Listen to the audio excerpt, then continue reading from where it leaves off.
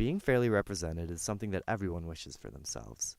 However, until recent decades, it was fairly hard for families to get an idea of what the rest of America looked and acted like outside of their immediate area. House Proud is an exhibit at Ohio University's Kennedy Art Museum, curated by Dr. Samuel Dodd, whose goal was to give an idea of what houses have been like throughout America. The exhibit shows houses from the 19th century all the way up until now. Lori Spencer, an assistant at the museum, sees a big difference in the economic situation of a lot of these earlier homes. The way that I interpret it, like this house right here, there's no cattle, there's no other livestock, but there's one horse. And then you look at this picture and there's probably 30 head of cattle in there.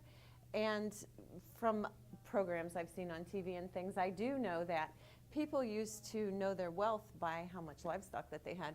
So even though, to me, this house looks like it probably costs a little more, took a little more work to make, these people do look wealthier because they have more livestock. The exhibit showcases all types of houses, from well-off families over to multiple families crammed into one small house. And while many of the houses shown in House Proud differ greatly, they all had one thing in common: the desire to be represented. People in the 19th century were very underrepresented. Spencer explains that there weren't even basic systems to protect people like we see today. You know, these pictures remind me of the Old West. I'm assuming there's Indians around there somewhere, or somebody that could always attack them and steal their stuff or kill them. And back then, you know, you didn't have a sheriff real close to come and help you, and you probably had to defend for yourself. And maybe that's why so many people lived in the same house. If you look at this photo, there's a lot of people in that house, and they all look like adults. I mean, there's a couple children. But so that makes me think it was maybe brothers, sisters, aunts, and uncles or something. And maybe they all lived together to help each other, to work the farm, and to defend. One of the main groups of people represented in House Proud is the lower class. While people definitely continue to struggle for proper representation today, it was even harder back in the 19th century. The Homestead Act gave many Americans hundreds of acres of free land to encourage settlement in the West, which was a unique opportunity for a lower-class family to become better represented.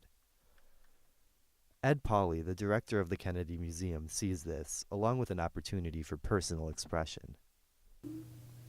As society, Western society, moved west in America, right? They started to establish homes and claim out pieces of land, claim pieces of land and things like that. And they would build a homestead. Yeah. In some cases that, and maybe all cases, I'm not 100% sure on this, but the land was, I think, offered up free, so people would come and settle that land. I think it really is also about how your house really formed, your choice of a house and how you decorate that house, or in this case, a lot of them are, there's interior views and exterior views, but a lot of them is about how your identity is rebuilt through your choices.